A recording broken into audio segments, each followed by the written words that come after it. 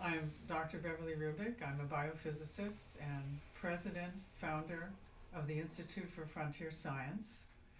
And I conducted a study on the effects of very short-term cell phone radiation on humans under controlled conditions. I had 10 subjects between age 27 and 75. They came in one at a time by appointment. And I first looked at their blood, simply taking a sample from a fingertip, placing it on a microscope slide and magnifying it about 8,000 times, dark field microscopy. And I only could use people whose blood looked good from the very start. And that is far and few between these days as well. I should also mention that the subjects were not allowed to use a cell phone or Wi-Fi for 4 hours before the study, before their appointments. So they came in, I took the initial blood test, and then I turned on a cell phone, a smartphone, and they wore it in a backpack for 45 minutes while they read a book.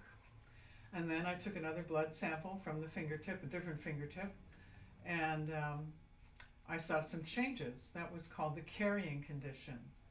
So the cell phone was turned on, ready to receive a call or a text, but it didn't receive one, but it was in readiness mode. So it was communicating with the cell phone tower in its usual digital way of bursts of microwaves every few seconds. And already the blood looked changed. The blood was now very sticky. The red blood cells were sticking together in what we call rouleau. Rouleau is a French word that means stacks of coins. So I'm like looking at a roll of nickels on edge. That's how the cells looked, which means that peripheral circulation is compromised. It's very difficult because blood cells must go single file in the tiniest microcapillaries, and if they're stuck together, then those microcapillaries are getting very little circulation. So in one case, I took blood from the toe of a person because subsequently, I should say, the next step in the study was they used the cell phone for 45 minutes, holding it in the hand and going online, and they made 2 5-minute phone calls to me. I was on a landline in another room, and I asked them to put the cell phone to their head for just a couple of minutes, but mostly hold it in their hand and use speakerphone. So I try to mimic how people behave, say, in a waiting room in an airport with a 45-minute use of the cell phone, both going online and making very short cell phone calls. And then I took another blood sample from the fingertips, and lo and behold, the blood became worse. Now many of the rouleaux had broken apart, but the cells were quite disheveled. The round form of the red blood cell was disturbed, and instead I saw spiky cells. In hematology they're called echinocytes. So it's like a red blood cell that has balled up, and spikes are all around. The membranes are disturbed. And so this is a further problem from the stickiness of red blood cells, because now the cells have balled up and become spiky, and this really would impair microcirculation. Cells can't travel again through the microcapillaries when they're in that shape. So in one case I took blood from the toe of a subject because we had thought, well, they're holding the cell phone. Maybe this is just local, that fingers show an effect, but we looked at the toe blood. Toe is as far away as you can get from your hands. And we drew blood from the toes, and lo and behold, we saw the same thing. So it wasn't a matter of locally the phone is being held by the fingers, which then the blood in the fingers is changing. No, it's a systemic effect. It was shown from the toe blood as well as the finger blood, that first the cells get sticky, stick together in these rouleaux, and secondly, the stickiness dissipates, and now the cells change shape. They become disheveled, the membranes are no longer round, and they become spiky. And that word is echinocytes in hematology. So that's what I found.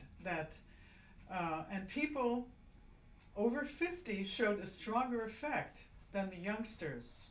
The youngsters between age 25 and I looked up to age 75. So the 50-year-olds and up showed worse changes in the blood than the young people. And I don't know whether this is because of age and we have less resilience to stressors as we get older, or whether it's because young people use their cell phones more and they have habituated somehow to the stressor, or some combination of both. We don't know. But clearly there are, in 9 out of 10 subjects, there were marked blood changes, which I scored using Likert scales, and I'm an experienced microscopist. I've done this sort of blood testing and research for over 20 years. So I'm very familiar with how blood should look, and this is quite a disturbed look in the blood from very short-term exposure to cell phones, both worn in a backpack and simply held for 45 minutes. These are actually very typical usages of cell phones. People often keep a cell phone in their pocket all day, not just 45 minutes. And they often use cell phones for hours, on and off, and many times talk with the cell phone to the head much longer than just a few minutes. So I was very conservative with my exposure times of the cell phone in this study. What are the long-term health effects? Well, I didn't look at long-term health effects in this study. Oh, you're a scientist. What could this lead to? Well, this would lead to, I would say, it shows effects in the cardiovascular system, which, if not mitigated, reduce the blood flow to every peripheral organ and tissue in the body, so that circulation is compromised, meaning that you're not bringing fresh oxygen in, you're not taking out waste, you're not bringing in nutrition to a large part of the brain and other tissues in the body.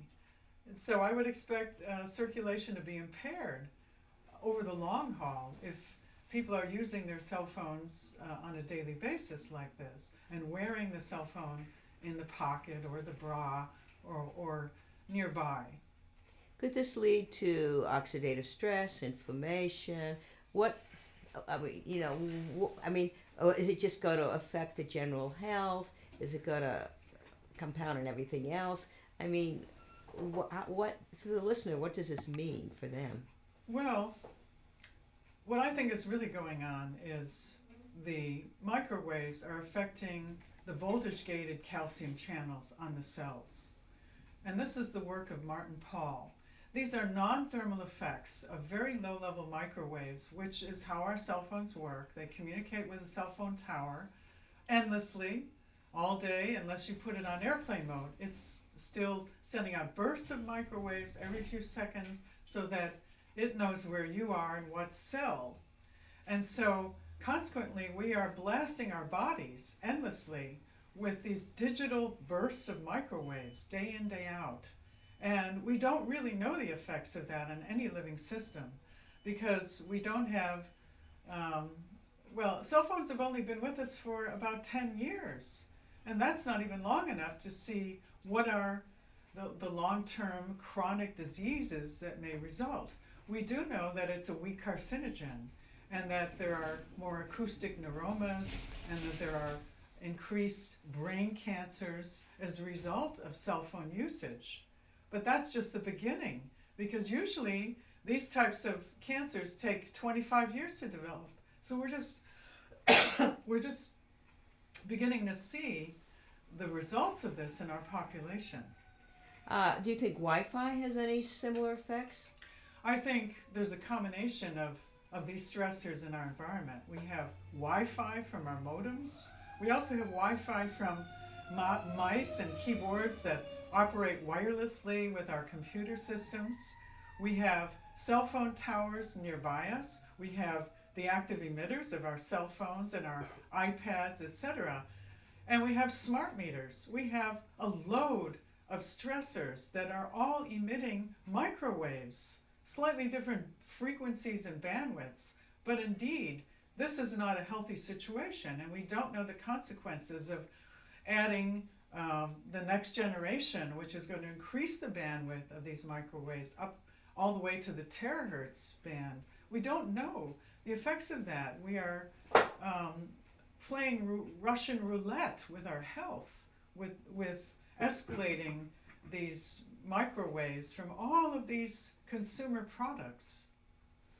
How do you think 5G is going to enter into this? Well, 5G promises to be to keep the frequencies we already have and add more bandwidth so that they can do more things, faster videos, etc. And I'm very concerned because as we escalate the frequencies to higher frequencies, we would expect stronger biological effects that are not healthy.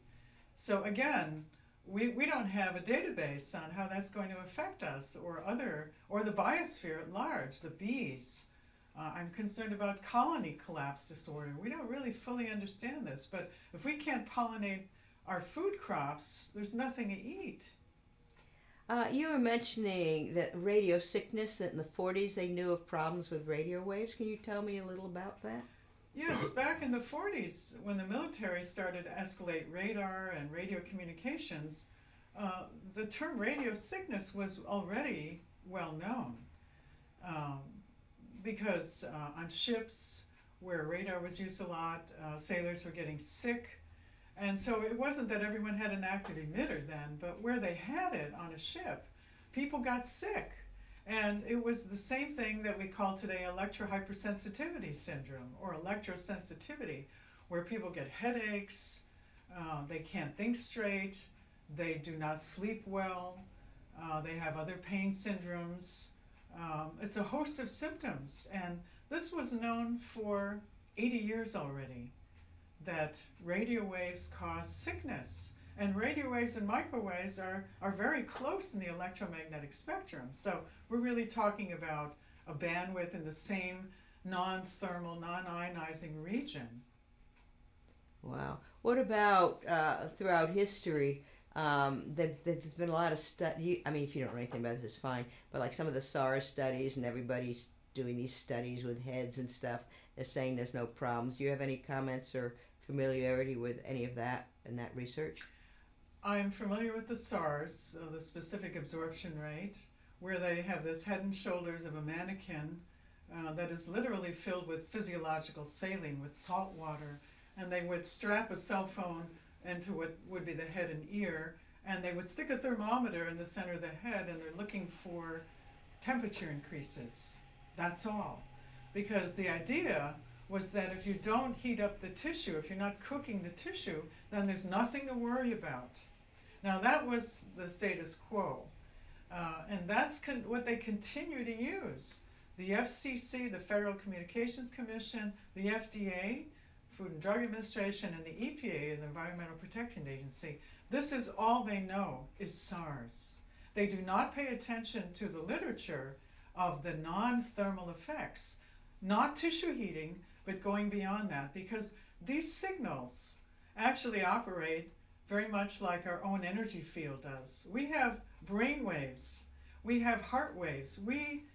These are not just waste energies. These are in part how the human body functions with delicate low-level frequencies. And now we're adding artificial frequencies and not knowing how it's disturbing our brains and our hearts. But it is. Wow, because like I think Dr. T told me if you take your blood sugar like close to an outlet, it'll go up, 10, 20 points. So it sounds like it does have an effect. Anything else you'd like to add? Well, we used to be concerned about the 60 hertz power lines, but this is far bigger.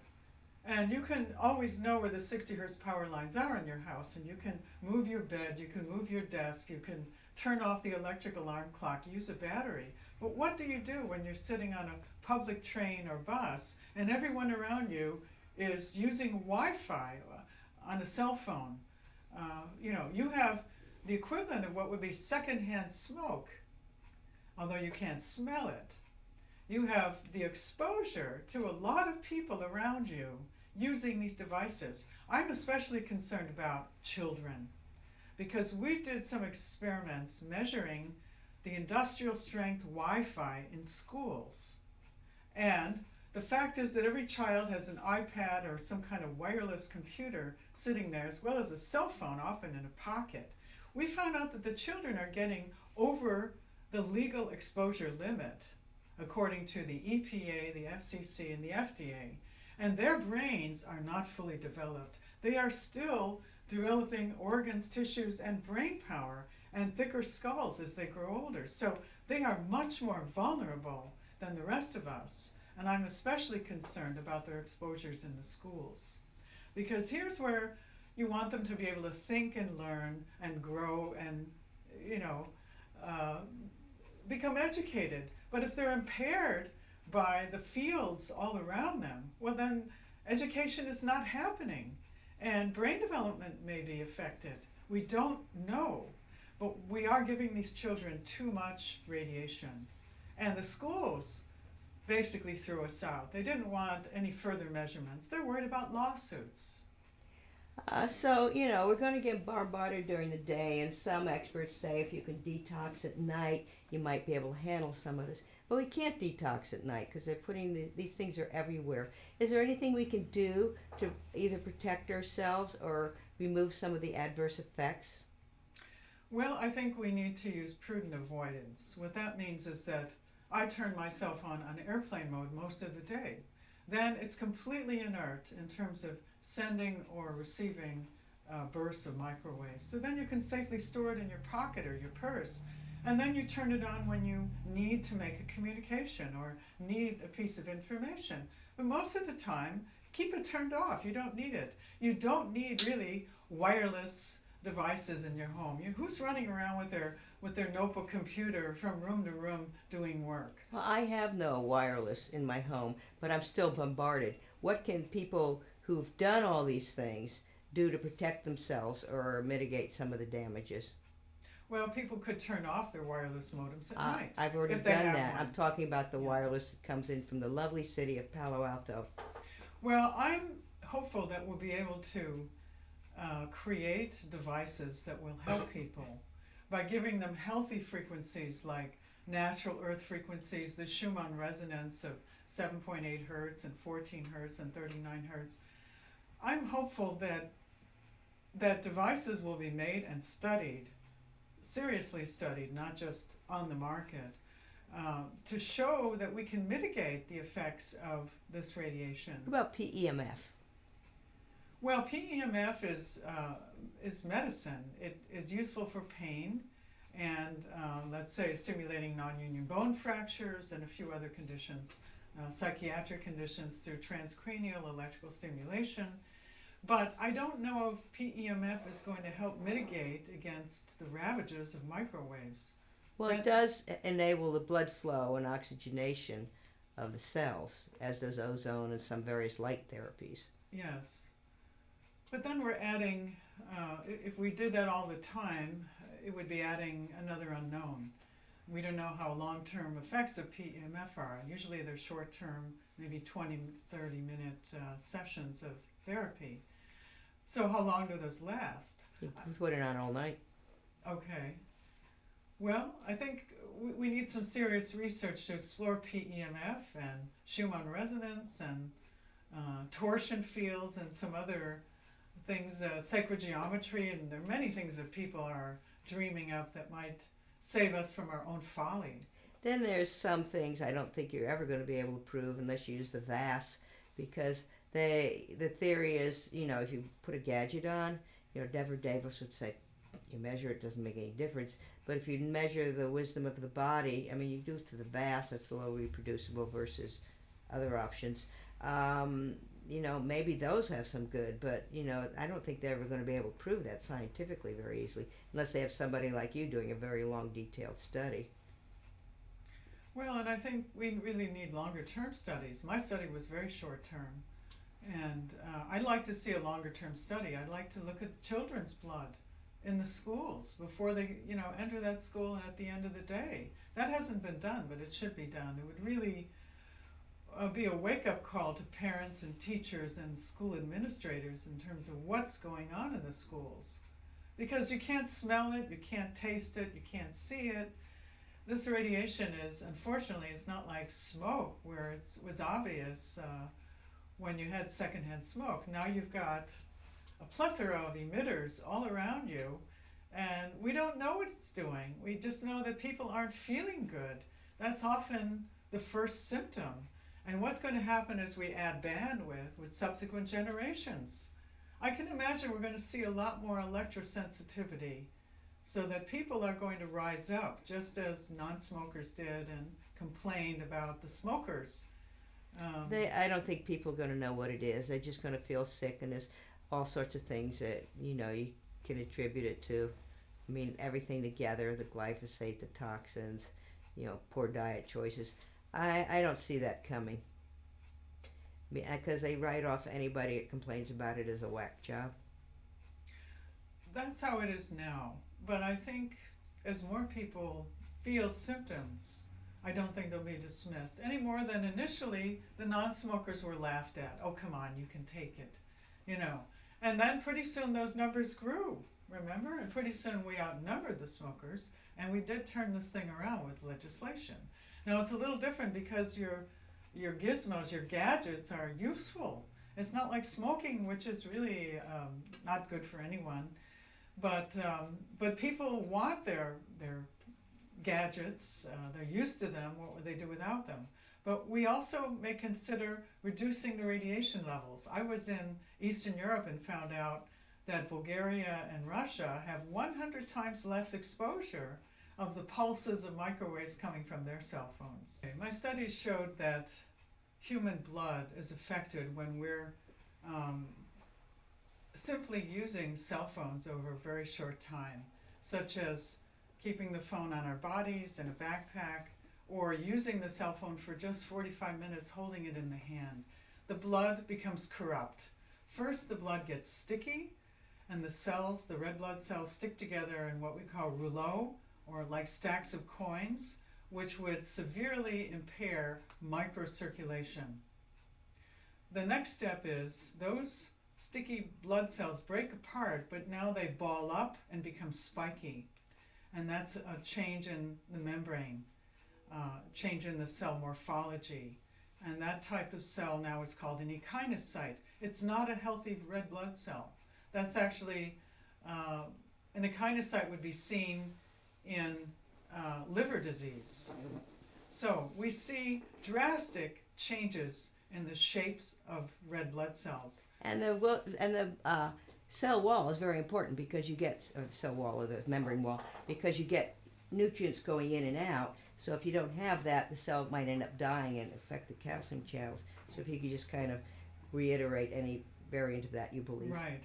I believe that the microwaves are affecting calcium migration into the cell, that they're changing what are called voltage-gated calcium channels, so that calcium is rushing in and disrupting many things. Calcium is like a hormone inside a cell. It does many functions, and if you change that level, even a small amount, you're totally disrupting cell physiology. And if we see that in the blood, that's just one level. Imagine what's going on in all the rest of our cells that I'm not measuring. But also, if you're, as you said, you adversely affect the cell membrane. If the cell membrane's not fluid, you can't get stuff in and out. Well, the cell membrane is critical for the transport of food and nutrition, of oxygen in and carbon dioxide out. If you disrupt that cell membrane, or if you make it leaky in any way, the whole integrity of the biological system is compromised. Well, I actually tested some of the shields, and I didn't find any decent effects. I still found changes in the blood. And it's certainly true that if you try to communicate and you have a shield on your cell phone, it may not be a perfect shield. Then it's certainly true that the cell phone cranks up greater power in order to communicate with the cell phone tower, so that in essence, you're actually getting a larger dose. There is that problem. So you have to know what you're doing. You either keep your cell phone in a total Faraday cage where it's completely blocked, but at that point, why not just turn it off? That means putting it in airplane mode. That is the real off for cell phones. What about grounding? I think grounding or earthing is a good thing, but I haven't taken a look to see if that's going to protect against the type of blood changes that I found. And there are so many studies that could be done, let me say that, but there's so little funding by legitimate third-party sources to provide money for the research projects. The money is often coming from the industry, and then the studies that are happening as a result of that are biased. You can't trust those studies that are funded by the industry, and very few governments and philanthropists are funding the science. We need more independent studies funded by other than the cell phone companies in order to get legitimate results. It's probably true that you could take omega-3 fatty acids in the form of fish oil to try to mitigate the sticky red blood cells. It's often the case that the American diet has too much omega-6 pro-inflammatory substances in our diet that's possibly pushing us in that direction for starters. So if we consume more omega-3 fatty acids as found in fish oil, flax oil, and some other liquid oils, then that may be helpful. But I haven't looked at that, so I'm not going to advocate it as a method. I think antioxidants in general would be helpful. It's known that free radical reactions are in part one of the non-thermal effects of microwaves on our bodies, and so consuming more antioxidants. But instead of taking a lot of pills, I advocate taking 5 to 8 colorful vegetables daily. That's a far better way to get the full spectrum of antioxidants than to start fooling around with synthetics, and you don't know the quality control, and you don't even know if they're food derived. And so it's far better to consume your antioxidants naturally.